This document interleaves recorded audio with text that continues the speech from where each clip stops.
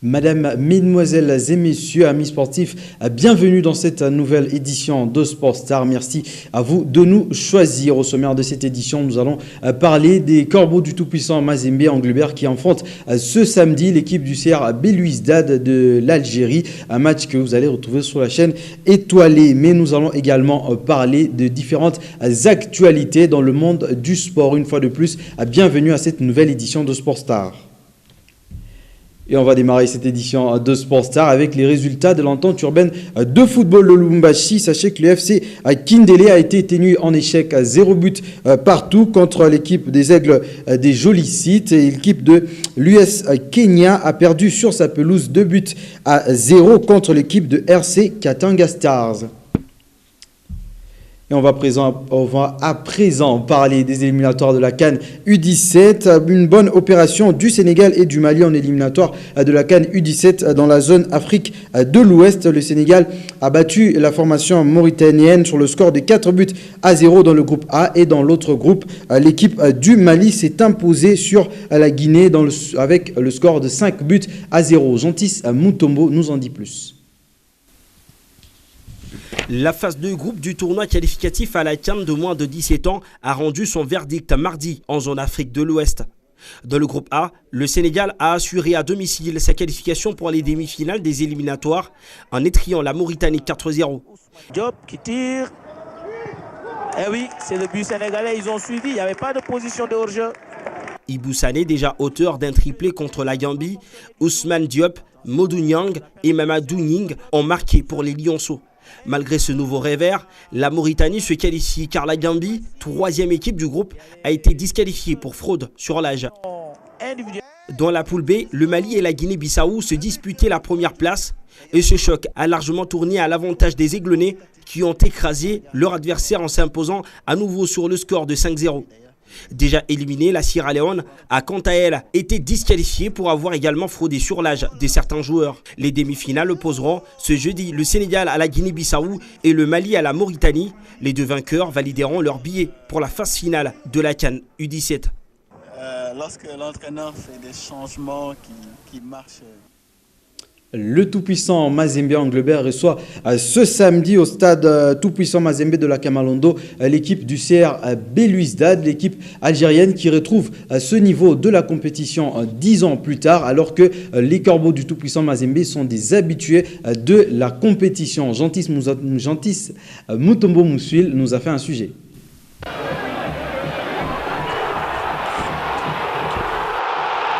Pour le TP Mazembe, ça sera sa 10e présence consécutive en phase du groupe depuis 2011.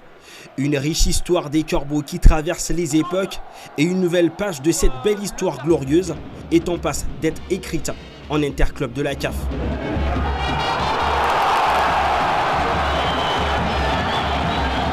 Cette aura des grandeurs des Corbeaux dépasse les limites du continent. On se rappelle constamment dès cette année 2010, les Badiangona étaient les premiers à jouer une finale de Coupe du Monde des clubs en tant qu'Africains. Avec un tel vécu éloquent, Mazembe a su bien porter son nom de tout-puissant. Là où les Corbeaux se revendiquent comme l'un des meilleurs clubs sur le continent, le CR Belouizdad joue petit bras. Autant dire que ce match a tendance à se comparer à l'affiche David contre Goliath. Disparu des radars après plus de 2 décennies, leur présence remarquée en phase de groupe lors de l'édition 1 mérite d'être élucidée. Les Algériens ont repris du poil de la bête cette saison. L'équipe du Jazaïr n'est plus pareille et a énormément changé tout de même. Le nouveau propriétaire a des ambitions africaines pour illustrer cette envie de titre continental. Rien de mieux qu'une victoire retentissante au tour précédent devant le Gor Mahia au match retour 6 buts à 0. Les Corbeaux en revanche sont toujours caractérisés par cette obligation des résultats. Ils ont d'ailleurs récemment renforcé leur effectif et dans la foulée, un tournoi préparatif pour se donner les conditions requises pour ce genre de compétition. Ce samedi, le public s'attend à une opposition des deux clubs qui vivent différemment leur saison en Ligue des Champions de la CAF. Pour Mazembe qui va évoluer à domicile, s'imposer est le meilleur scénario pour les protéger de Moïse Katumbi. Et pour l'occasion, l'équipe algérienne a déjà posé ses valises dans la ville de Lubumbashi. Ils sont arrivés à bord d'un avion affrété. 48 personnes, dont 21 joueurs, forment la délégation des Algériens. Héritier Yindoula et Gentis Mutombo nous en dit plus.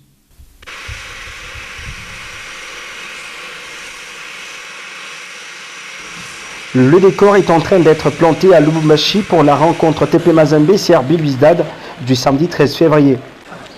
Bien avant l'arrivée des officiels de la CAF, l'équipe algérienne a débarqué au fief des Corbeaux l'après-midi de ce mercredi 10 février à bord d'un vol affrété. 48 personnes, dont 21 joueurs. Une forte délégation algérienne s'est posée à l'aéroport international de la Loano à 17h30, heure locale.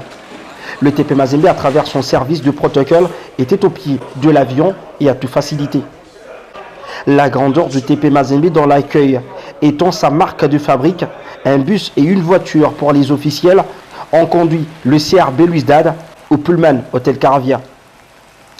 Les Rouges et Blancs n'ont pas manqué d'apprécier les conditions de l'accueil de leur adversaire. Selon la presse algérienne qui accompagne l'adversaire du TP Mazembe, le CR Belouizdad et à Lubumbashi sont quelques hommes clés de son effectif. Les médias citent Selimi, Tapti, Draoui, Belawal ou encore Bousloui. Des absences qui ne diminuent pas les capacités techniques ni offensives de ces Algériens, aux dents longues, même si certains observateurs sportifs sont pessimistes. C'est seulement ce jeudi à 15h juste qu'ils feront connaissance de l'aire de jeu du stade TP Mazembe de la Kamalondo.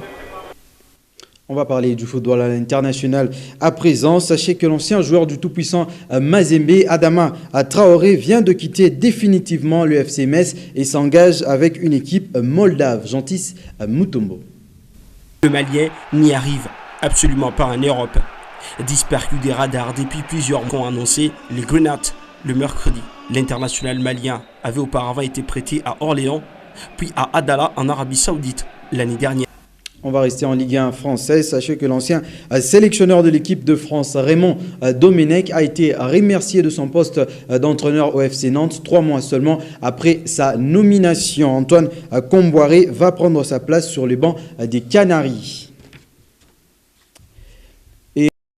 D'un ancien international ivoirien à présent. Depuis le mercredi, Yaya Touré est désormais devenu l'entraîneur adjoint du club turc de l'Olympique Donetsk. Gentis Mutombo nous donne tous les détails.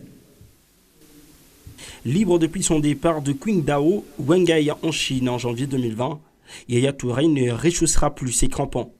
Alors que sa signature au Brésil avait été évoquée à plusieurs reprises l'an passé, l'ancien international ivoirien a décidé de tourner la page sur sa carrière de joueur pour débuter celle d'entraîneur. Le mercredi, l'Olympique de Donetsk, actuel 7e du championnat ukrainien, a en effet annoncé l'arrivée du désormais ex-milieu de terrain, âgé de 37 ans, au poste d'entraîneur adjoint du coach principal Igor Klimovski. C'est formidable d'être de retour en Ukraine pour continuer mon parcours d'entraîneur. Merci à l'Olympique Donetsk pour ce merveilleux accueil, a écrit le vainqueur de la CAN 2015 sur Twitter. L'ancien citizen avait récemment passé ses diplômes d'entraîneur en Angleterre en peaufinant notamment sa formation du côté des Queen's Park Rangers et des Blackburn Rovers. Le natif de Boaké suit ainsi les traces de son frère aîné Kolo Touré, actuel entraîneur adjoint de Leicester.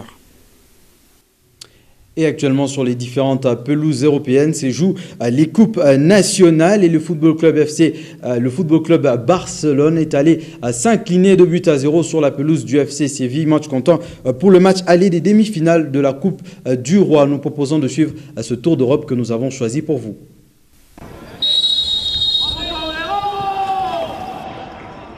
En ce début de semaine, l'Europe vibre sous les rythmes des matchs de Coupe nationale. En Espagne, le FC Barcelone s'est incliné 2-0 face au FC Séville.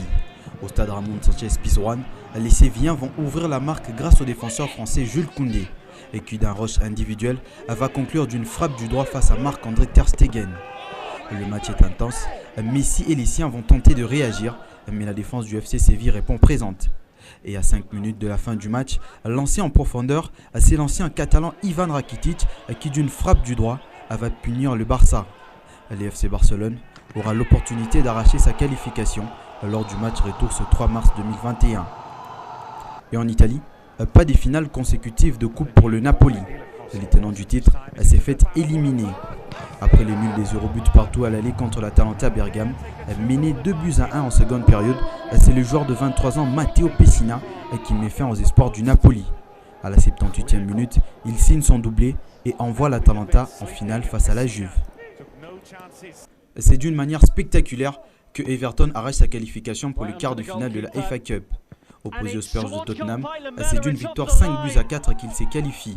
Mené 4-3 à la 80e minute, Harry Kane va égaliser pour le Spurs d'un coup de tête plongeant au second poteau.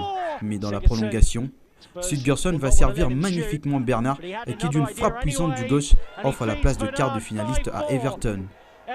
Manchester City s'est qualifié aussi pour les quarts grâce à une victoire 3-1 sur Swansea. Et en France, le Paris Saint-Germain se qualifie pour les 16e de finale de la Coupe de France grâce à sa victoire 1-0 sur Caen. Mais Paris perd sa star brésilienne Neymar Junior touché aux adducteurs à quelques jours du match de Ligue des Champions face au FC Barcelone. Et c'est sur ces images que nous allons mettre un point final à cette édition de Sport Star. Merci à vous d'avoir été aussi nombreux devant vos petits écrans pour nous suivre. Merci à Jean Kalenga qui était devant l'Émile Bouton. C'est lui qui m'a permis d'arriver jusqu'au chez vous. Merci à la programmation de Freddy Tijika, Joël Banewa. C'est comme ça que je me fais appeler. On se donne rendez-vous pour demain à la même heure. Restez branchés sur le programme de la chaîne étoilée. Au revoir.